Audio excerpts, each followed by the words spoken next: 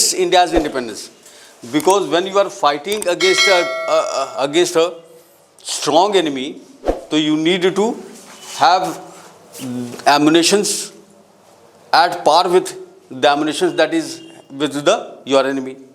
अगर आपको if you have to counter ICBMs, तो you should have ICBMs. If you have to counter nuclear weapons, तो you have to have nuclear weapons.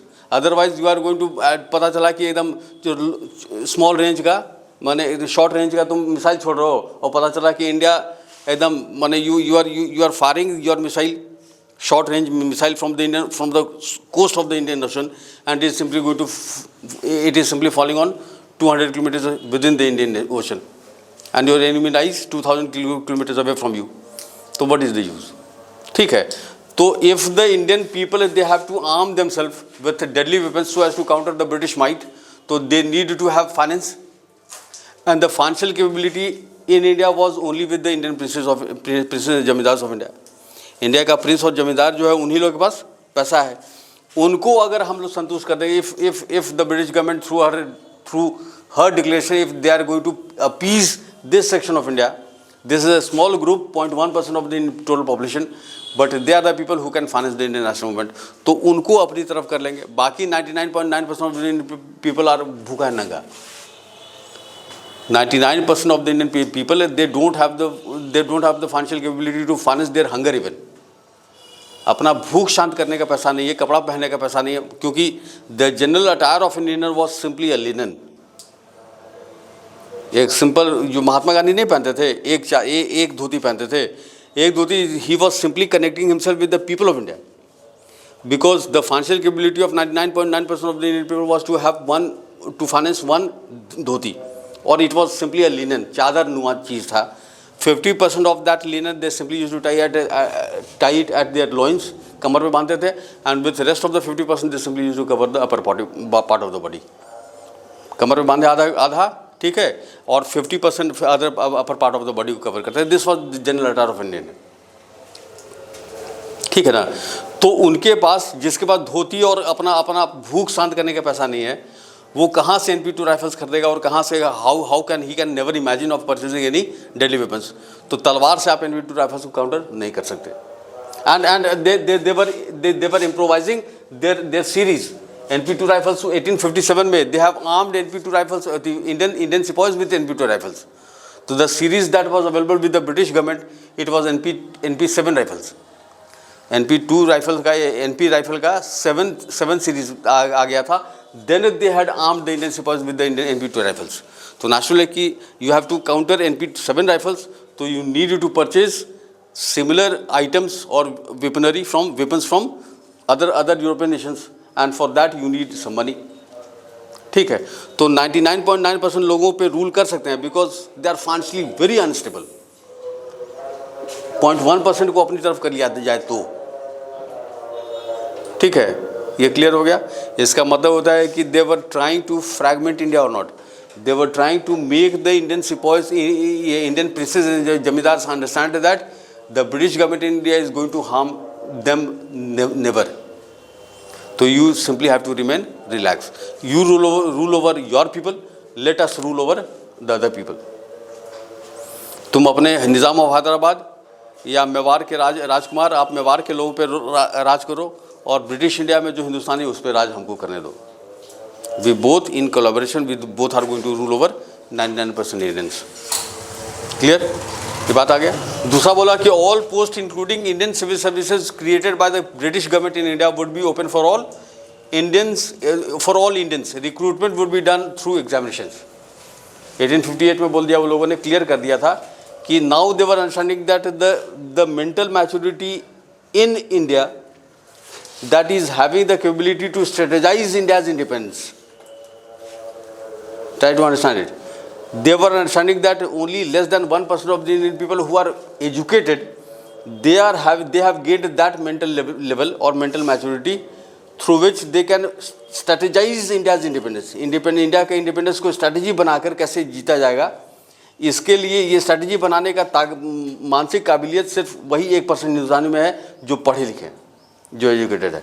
अगर उनको किसी तरह से प्री ऑक्यूपाई कर दिया जाए इन सम अदर एक्टिविटीज़, तो rest 99% Indians they don't have the brain. वो ज़्यादा क्या करेगा कि गाली दे के भागेगा। ठीक है, हिंदुस्तानी का एक लक्षण है, डरपोक होते हैं। ठीक है ना, जैसे एग्जाम्पल के लिए वो अभी दिए थे वहाँ पे एग्जाम्पल, और ये कैमरा के सामने दे दे रहा है, लेट इट गो इंटरनेशनल। माना I am anticipating that this is going to go international. Hope रखना चाहिए हाई। तो ये है ना कि अगर तुमको कोई कहेगा कि चलो एक मास्टर को मारना है, तो विल बी वेरी हैप्पी, तुरंत तो बेल्ट टाइट करके तुरंत ये करके हाँ चल।